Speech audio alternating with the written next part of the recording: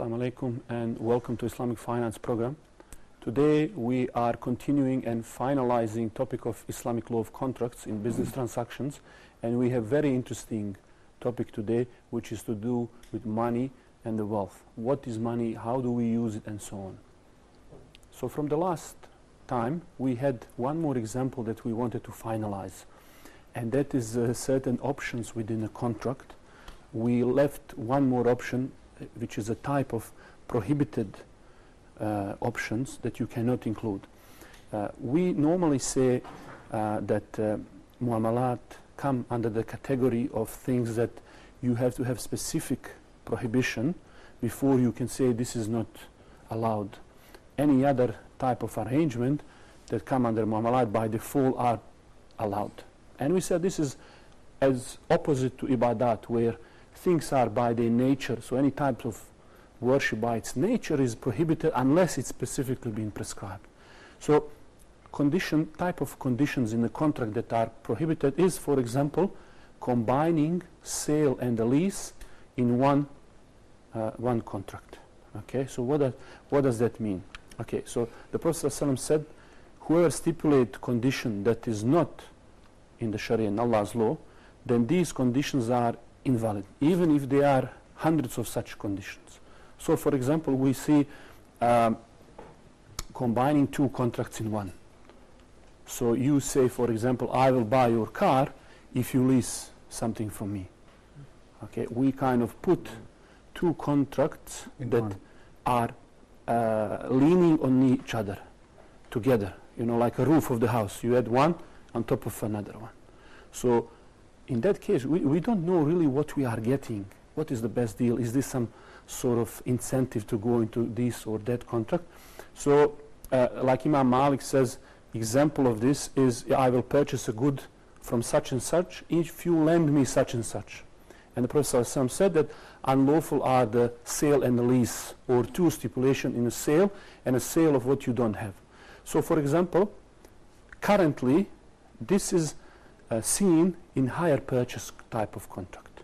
So hire purchase is a type of contract where I'm leasing the car, leasing the car to a person, and I say you pay me $100 a month for a car. Then at the end of the lease, you will pay me, let's say 30% of the value of the car. So we have a lease and we have a sale. Okay? What is the problem here is that these contracts come together, joined together as two contracts in one. And also this particular contract here is a type of arrangement where I'm selling something in the future and you are giving me something in the future.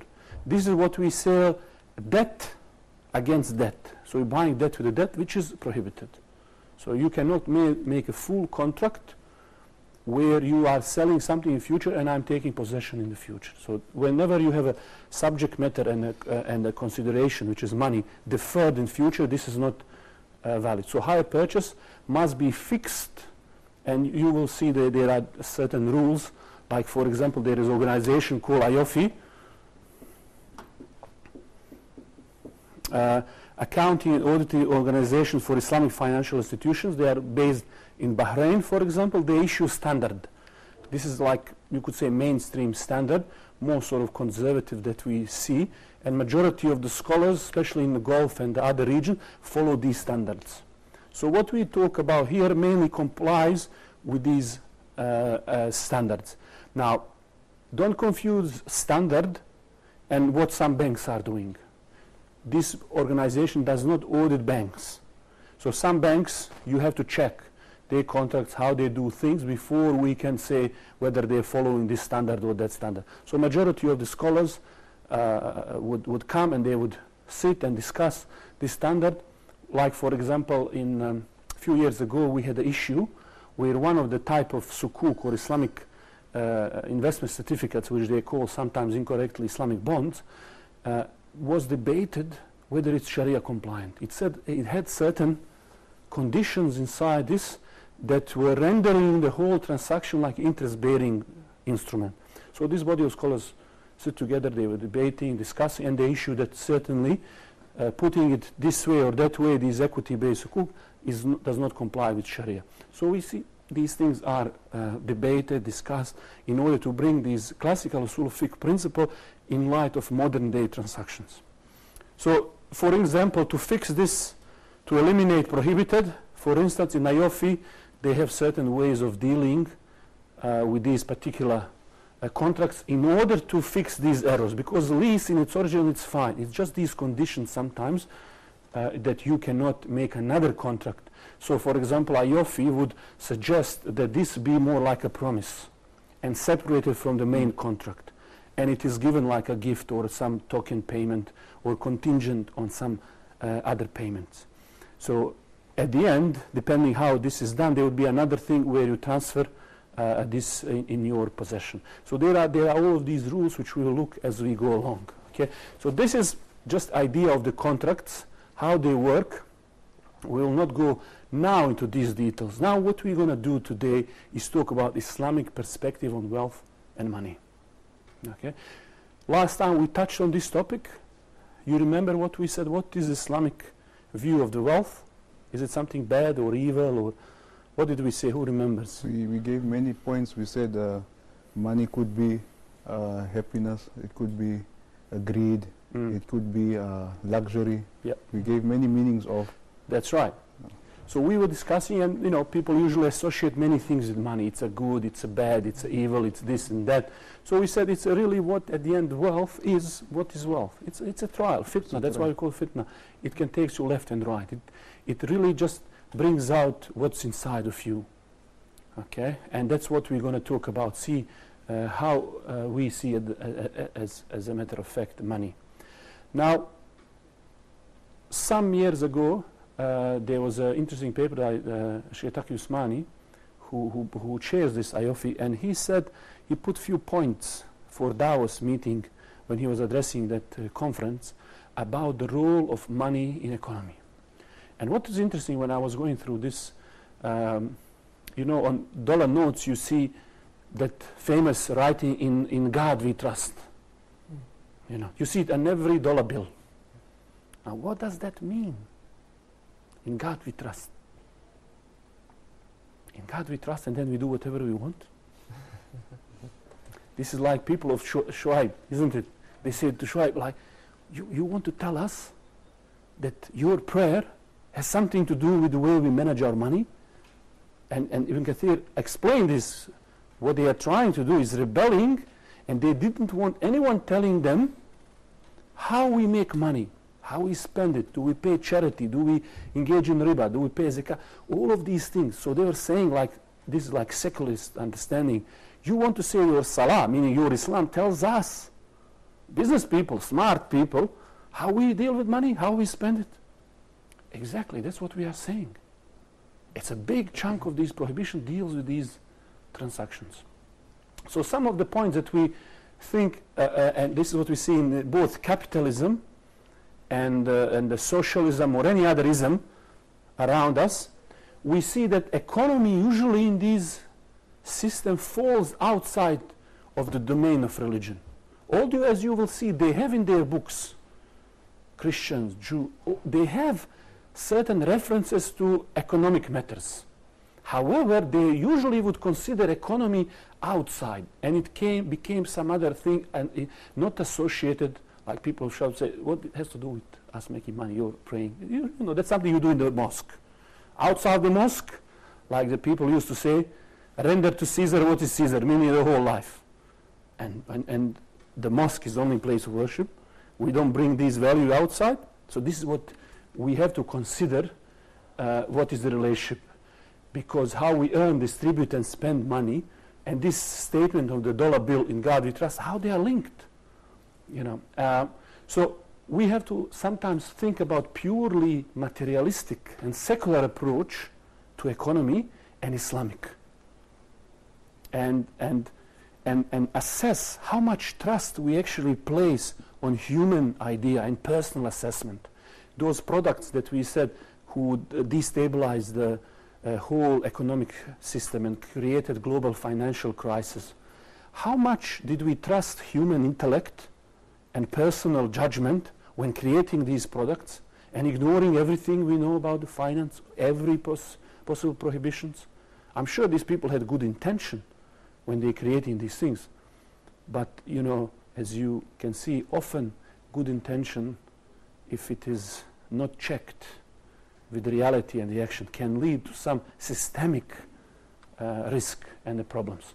So in capitalism today, we see that religion and God are totally out of the picture. So for these people, this is irrelevant to their economic activities. There is nothing. This is just symbolic that they are right, in God we trust. That has no bearing on the way they manage their economy.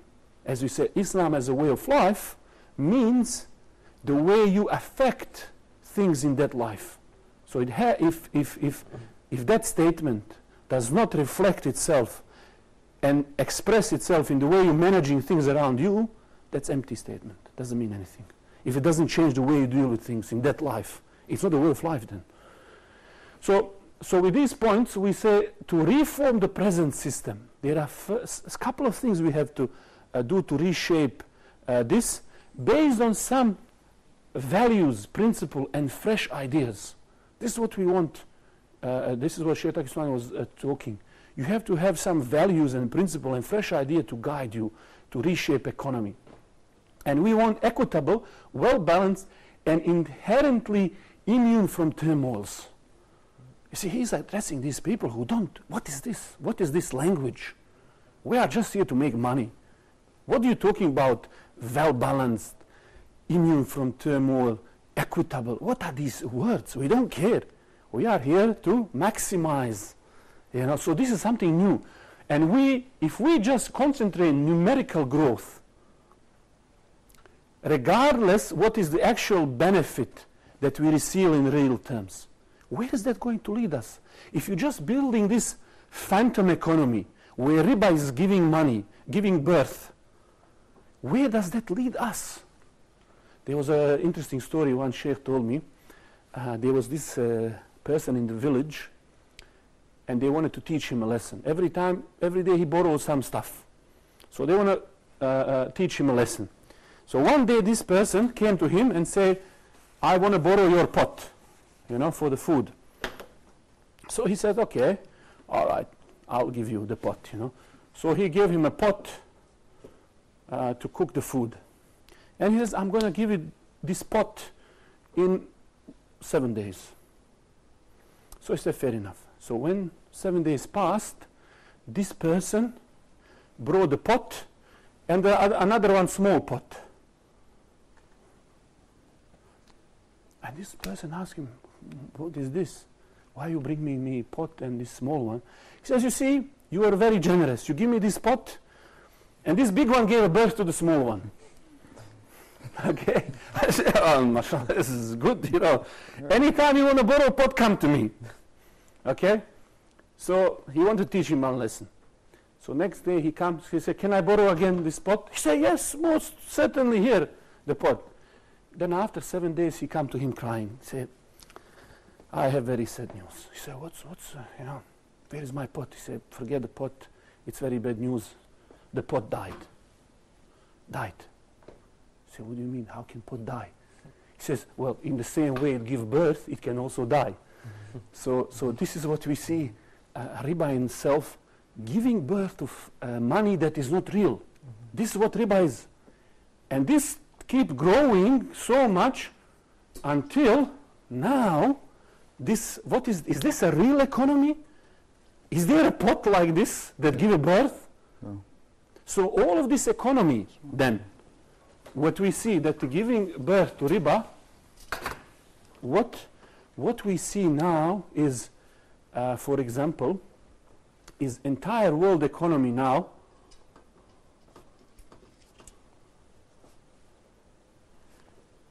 they say when there was this Barclay Bank scandal with LIBOR, they were fixing the interest rates to benefit and manipulate all these things. BBC had an article talking about the huge benchmark like LIBOR, how much contract is sitting on it. So they say this is the size of 800 trillion. You know 1 trillion? 1 trillion is 1,000 billions. So how many billions is this? 800,000 billions. Okay? How many is 1 billion? 1,000 million. So this is 800,000 millions. million. This is how much these birth riba gave us. This is how much LIBOR is benchmarking against. This is all. Is this real money? No. Does this actually, this is like pot giving birth, does it really exist anywhere? Doesn't exist. Only on computers and in imagination of these bankers. So when you see that they get paid 100 million a year, what is that? This is just a little bit. You see how many billions? 800,000 billion. This is 12 times everything we produce on planet Earth. 12 times entire GDP of the world, planet Earth, everything we do. How can economy grow to be 12 times the size of the everything we have? In fact, it's more than everything we produced in last 20 years. How can you have that? How can you tell that? So what is this? It's in reality phantom economy, does not exist. And we will see how this connects to the real life and what are the consequences. Inshallah, we'll continue after the break.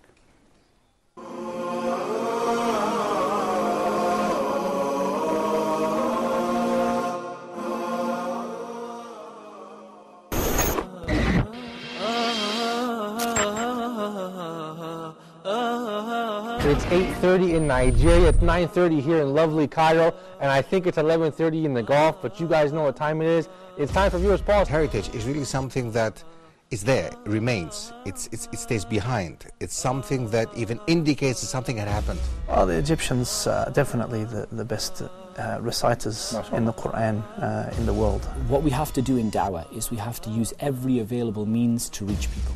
What's wrong with sending her an SMS saying, I love you, I miss you? Sheikh, this is inappropriate. Me saying to my wife, I love you? What was the most significant turning point in your life, and what event took place in your life that was a turning point for you and that changed your life in a positive way? You can see those on the screen now. So that we have a third video, you guys, of Dr. Bilal Phillips talking about change in our life. How to be a successful father, how to be a successful leader. This is what Quran is about. Assalamu alaikum wa rahmatullahi wa barakatuh.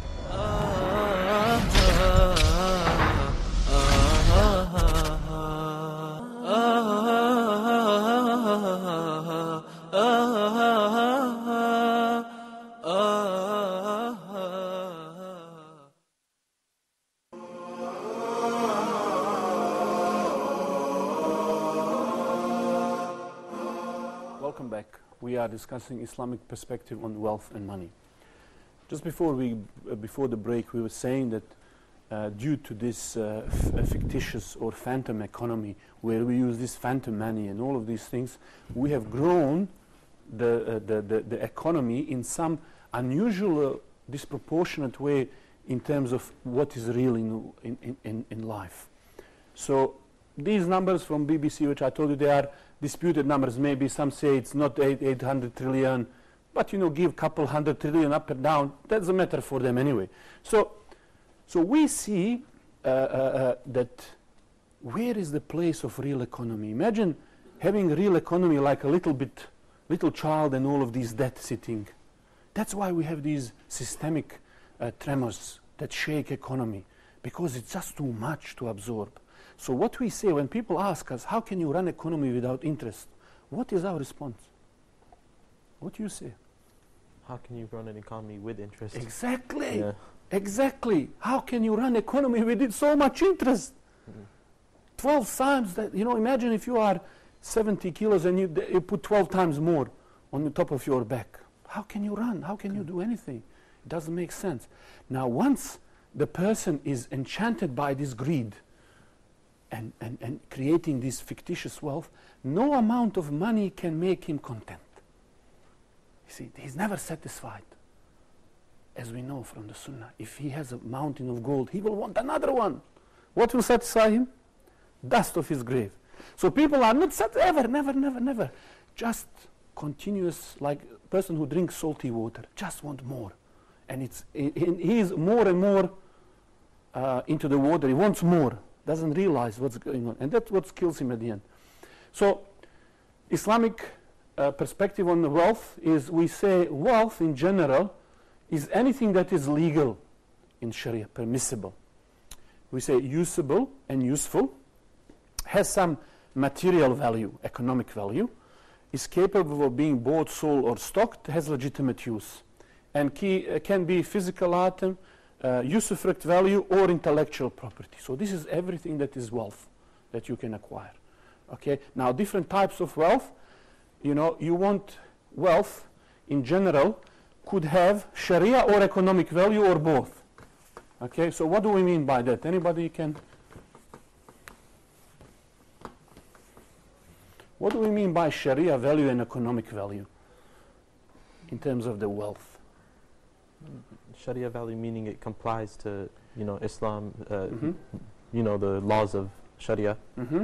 Economic value, you know, it's practical in modern day. Right. So could you give us example? What is having? Is there a Sharia value to this pen? Is it according to Sharia? Is it the wealth? Is it something that has some value? It does have some value. Yeah. Yes. Is there economic value in this pen? Yes, there is. All right. Is there a case where this could be having economic value, but no Sharia value? Yes, there is. Yes. For example, Alcohol. alcohol. Yes. Yeah. All right. Now, alcohol is very interesting. Okay. So, alcohol. Is there a Sharia value? No. Yeah. No. No. Okay. Is there economic value? Yes. How it is economic value if I, as a Muslim, cannot buy it and sell it? Because it's something which some people take benefit from. So, for example, for non-Muslim, there might be a value in that. There might be value. Okay? So, for some of the people who are not Muslim, there might be value. But for us as a Muslim, there is no Sharia value or any value. Because we are not allowed, this is not a registered type of wealth. Okay, from Sharia point of view. But we understand that for someone this might be. Okay, that's why you, for example, you can't jump in the person's house and break his bottle of wine if he's not Muslim, for example. Some people, for instance, they may be converted to Islam and their parents are not Muslims. They can't go into the house and break the bottles from their parents. If they do that, they have to compensate them, not buy new bottles of wine, but compensate in money terms value. Okay, if they did that. But they shouldn't do that anyway. So this is something that their business in private, okay, as we know. But from Islamic point of view, as a matter of economic asset, there has no Sharia value, no value whatsoever. But we recognize for some people who are not Muslims, in their given certain scenario, they might be in possession of these things, okay? Other characteristics of wealth is that they could be movable or not movable. Okay, so for example, land. Is that movable or immovable? Not? Yeah, immovable. And movable. House. Yeah. So there are certain rules that affect these different things. For example, if you are declaring bankruptcy, for example, first, what do you think we would liquidate first? His property. First, movable stuff. Movable stuff. You know, I first liquidate the car before the house, because house is also more necessity item. You don't go first liquidate the house and then the car. Okay, so there are some rules that affect these things. Now, there are types of wealth which we call fungible and non-fungible. What this word mean is that this is English word, and mean like they are like similar, like to each other. For example, grains. Let's look at the grains. Each grain, kilo of grain, is similar to other one, or the same one. So they are identical. So if I give you a kilo of dates, for example, or kilo of barley, for a kilo of wheat, you return me the same kilo. I don't say now you have to return the same ones that I gave you. Obviously, you're going to eat them. Yes. But any kilo will do, as long as it's within that category. You know, sometimes, for example, wheat, they might have the categories. class, I don't know, A, B, C, or whatever. I'm not into that, but there will be some maybe characteristics of a type of wheat. So if I give you this, you give me that one specific category, but they are identical, interchangeable. Okay, same with money, for example. If I give you $10, yeah, I borrow you. So you borrow that, and when you're returning that money, do you have to bring the same note with the same serial number? No, any will do. Any will do. Okay, so there are certain aspects of this that we will discuss when it comes to riba. This is why it's important to understand. These wealth could be also type of durable and perishable goods. Okay, so for example, we'll see later, you cannot lease perishable goods. Okay, can I lease, for example, food to you? Like tomatoes or something? Tomato, yeah, let's say, can I lease tomato to you? No, because it's... Yeah, it's something that is perishable. Doesn't have, you remember what we used that word before? Manfa'a, benefit, or usufruct, doesn't have something that you can use. Yes. Benefit from. You have to actually eat it, finish it completely. Okay, so it doesn't have usufruct. You cannot lease it. Okay, and it's something that is perishable. And of course, this will come when we discuss about riba. Some of these then definition will become under the heading of riba as a ribawi items. That rule of riba affect them. Some of the fungible, some of the certain categories, staple foods, money, so monetary assets, there will be certain rules that affect and give rise to certain conditions when you are buying and selling these things. Okay. Now, let's say when we talk about wealth, we say that wealth that is not in your control, you know. Scholars give example. For example, they say if you sell someone a fish in the ocean, is that something that is that first of all, fish in the ocean, is that a wealth? Yes, it is. Yes, it is. Is it? It's not your wealth, but it is it's wealth. not your wealth, but it is a wealth. So we go now on the Nile here, Yeah. Cairo, and you see there's fish, I don't know, something, and is it a wealth? It is wealth because if you net a few, you can become So a wealthy it is a person. wealth, but. But So we say this is potential wealth. Potential wealth. So you have to catch it, and then it becomes wealth for It you. becomes So wealth. it's not wealth for you until you actually take a possession Take of it. possession of it. Yes. yes. Yeah. You can't go and now say, I sell you the ton of fish from the Nile, here's the $1 million, and you say, where is it? It's in the Nile, go ahead, yallah, go, take it. I can't take it. I can't just easily extract it. So this is, there is an uncertainty. But for example, let's say I run a fish farm. You know fish farms, they sometimes have a fish farm, and I'll sell you a ton of fish.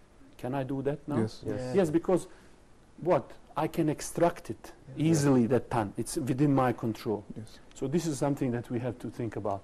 We were talking about alcohol and the lease of perishable goods. Okay, so, all right. Question now, what about money? Is money that in itself help us in production? Is it a factor of production? Yes, it Yes, is. it is. Right? How it is? You have to spend money to make money. Spend money to make money, all right. Yeah. So what happens with the money when we spend it? You're kind of investing it. So you actually have to buy other resources like labor and all of these things. Yeah. So in fact, money is not really a factor of production. It's more facilitates some of these things. Okay, Yes. so it has other purpose. But in itself, you know, you could put the money here and it will do nothing for you. Okay? So in this section now, what we're going to do is we are now going to look a little bit more closely what is money. Okay? So you tell me from your own thinking, what are some of the common things that people use as the money? What is money? I mean, nowadays, paper. Paper. So Yeah. let's say, so what do you know as the money? What are some of the things we today use as the money? So we have paper. Okay. Coins. Okay, we have coins. Yes. What are the coins? What are the coins we use? There would be aluminium. Aluminium. All right, so some sort of metal. Some sort of metal. But yes. okay, so where is the value of this money coming from? Gold and Basically silver. from gold which is stored. Gold, which is so really? You think so? So it is said. Huh? So it's the said. value that written at the note. So if I say this is a $10 Yeah. and this is a $1, Yeah. okay? Value of it, where it is recorded, how much it is. In principle, there's supposed to be $10 worth of gold to back Is it there up. is there a gold here? That's normally how it used to be. Used to be. Okay. So you say normally it used to be. Where it is now? It's now. It's like we said. It's like the interest. It's a phantom. Okay. So if you look at the history, for example, if you go back to the history, it is true. In Islam, we have two type of money, isn't it? One is dinar. And dirham. Okay, what are these? What are these? Gold and silver. So which one is gold, which one is silver? Dinar is gold. So this dinar is gold, and this is silver. Okay, so gold and silver dinar. Okay, do you remember how much silver roughly this was? About, for example, 4.25 grams of gold was 1 dinar. But this is not something fixed. It used to be some between 4 and this, but majority say it was about 4.25 grams of gold. And this is not unusual. People used to use different things as money in the past. Also similar is for silver. So these were the, of course, silver is much less. So sometimes, for example, even if you have, for instance, money as a gold is lots of value. So you can't buy smaller items. So that's why you have silver for a day-to-day, for example, or less purchases. Okay, people used to do this. They would use different things, and which we will see in a moment, until they started issuing notes that were backed by this gold. So rather than carrying the pocket your gold, they started issuing the notes. And this started by those people like who realized the opportunity, like those bankers who figured out that, you know what, if I keep people's money in terms of gold, I could write them certain, like a check, and say, you have so much gold with me, like blacksmiths, they would keep this. And then they started lending this gold to the people.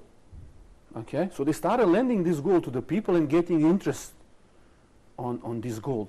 And what they knew, and this is how banking started, is they knew that not all of these people who we signed a certificate that they have gold with us, not all of them will come at one and claim the gold. So this gives rise to banking and so on. And this is the way, anyway, we have something called fractional reserve banking, where it multiplies amount of money in the banking. But let's go to this most basic idea that still, as a matter of government and all of these things, supposedly, until recently, every dollar you have, you theoretically in the past were able to go to the government or central bank and say, I want this in gold, cashed in. This was happening until First and Second World War, when most of the currency started thinking, you know what, we can't sustain this. We need to fund the wars, we need to do things, and we can't just have money and gold linked together. Okay? And this is where things started to change. So inshallah, after the break, we are going to continue this discussion.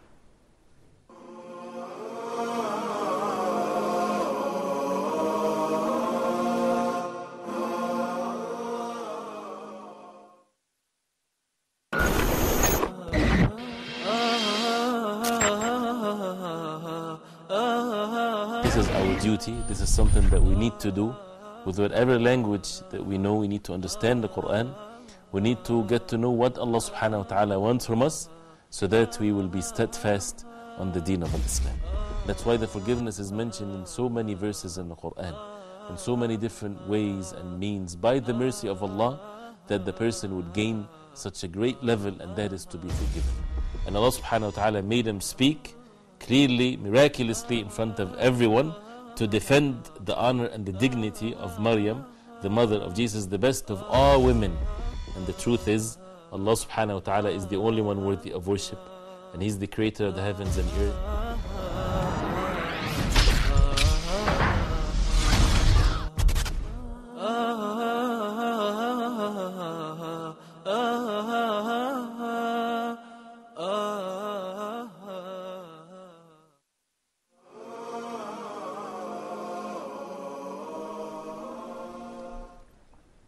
Welcome back. We are discussing about money and history of money and how did we end up with the currency and the things that we have today. So just before the break we were discussing about some of the issue relating to whether money should be linked with the gold, how it was before, and we are coming to the situation where we are today in, where there is no single currency that is pegged or linked to the gold anymore. How this happened is, we said that historically it was truly linked. If you go to some of the old notes, even from the dollar bill, it will say you can redeem. But this was until the beginning of the last century. Then most of the other currency unpacked there. There is no more link between the currency and the gold. And only de facto currency that was linked was dollar. So only US dollar was linked with the gold. And that was until 70s, early 70s. Only reference to the gold was through dollar bill. And that is not just you simply can redeem it, but like you had to be organized, and it was only really theoretical. This is the reason why US dollar became world reserve currency, because it really was the only one that stood for something. So today, even after 70s when dollar was unlinked with the gold, you will see that most of the world's commodities are expressed in dollar. So we normally say gold should be something that we reference price, but in reality today that is a dollar. Even the gold is expressed in US dollar, oil, everything, most of these things. Now what we are seeing between the countries now, the result of this is huge power in the hands of the people who can print dollars. It gives a huge power because central banks around the world are controlling their foreign reserves and managing their currency primarily through the dollars. And if somebody can turn on the tap and print more money and put them more in the system, they get worried. That's why we have with China and US lots of words exchanged, like China is trying to keep their currency managed tightly, because once you don't have money linked with the gold, how you determine the rate of your money? It's like any other basic thing in economy, what they call supply and demand, how much people want it, how much you're willing to make available. But you can manipulate this. How you manipulate this? Simply central bank would buy or sell its own currency. So for example, in Egypt now we see the pound is going down. So what the central bank would do, they would step in. So in last, for example, 2-3 weeks, we have seen Egyptian foreign reserve being depleted. Hundreds of millions of dollars, they're trying to take away the pound that is being dumped on the market, so it does not devalue completely. So through this process, you are trying to manage, and China is doing that now. What US is saying to China, you are currency manipulator. You are manipulator. So we say very hard word. And then we have issue in Europe with euro, then we have the other currencies. For example, Switzerland. Switzerland is not, as you know, part of euro. They have their own Swiss francs that they use. So what happens in the Switzerland is when the euro started going down, all right? When the euro started going down, what happened, you think, with Swiss franc? Started going up. Exactly. Exactly. So euro going down, franc going up. Now, what does that mean for a country? It means if you want to buy our stuff, if our currency is high, it will cost you more. For example, opposite is in Egypt, because we are here importing country. If our currency is down, everything will become more expensive. Okay? In Switzerland, they don't just export cheese. It's not just Swiss cheese and watches. They have, for example, what they call huge pharmaceutical industry. And it becomes suddenly so expensive for people in Europe to buy Swiss products. And the Swiss government then started managing this currency. They say, we're not going to allow it to go above, this level, for example. We're going to manage it. Okay? So this way, we see that money is really built on trust, and then supply and demand of it, which people regulate. But today, we can see that there is no single currency that links itself with the gold. It's something that is freely floating or pegged to some other currencies. So as a result of that, what we see is that many of the currencies are trying to think about way, how can we protect? If most of my reserve, let's say talk about China. China export everything to US. They buy billions of toys, stuff, plastic. What happened with these? What happened with these billions of US dollars? They sit in China Reserve Bank, or they buy some bonds from US government. But at the end of the day, they have all of these dollars. Now they are afraid that Federal Reserve sometimes push more money into the system. So this is like, the juice. If you have a juice, cup, you put an orange juice like this much, okay? This is like currency. So if I print more money, what's going to happen? I'll put some more water into this cup. Quantity will increase, but it's the same amount of juice. Okay? But your juice lost the value. That's what we call inflation. The difference between what was before and what I add extra water, which is just empty liquid. I made your money that you have in your pocket less. Okay? So if Federal Reserve, which is like a central bank, pump the money, and I'm Chinese government holding, currently US debt, foreign debt is, and their debt is 16 trillion. 16,000 billion dollars and rising. So if I'm in China sitting, and I hold some of it, like maybe a couple of billions, and you are printing more money, what does it mean? You are adding the water in my cup. Because in actual fact, there is nothing. There is nothing. You are removing some of the part of my money. So this is what they now refer as currency wars between the countries. So what China now doing, they say, okay, hang on a minute. What we're going to do now, and this is a key word they use, diversify. So no more do we want only one currency here. We want to mix it up a little bit. So if I can have some, for example, euros, yen, other currency mix up, then I will protect myself. Now, if they start dumping a lot of money, they will destroy their currency as well. So they are a little bit, all of these countries now, in order to manage, they have to do it slowly. And in the behind, what they do, they're buying gold. Okay, they're buying gold. And because now, with all uncertainty, people go back to this idea that what we trust is really gold. That's why the price of gold now goes up. Because slowly these governments are buying more and more. Okay?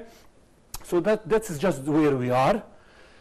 Somebody might ask, because this is now fictitious money, do still rules of finance, and how can we have normal finance and rules if it is just fiat money, what they call? We say for the purpose of Islamic rules, we understand the efficiency of this money. And we will discuss what is the purpose of it. However, the same rule that we're going to discuss relating to gold and silver will apply to any other currency, like notes, electronic money, and so on.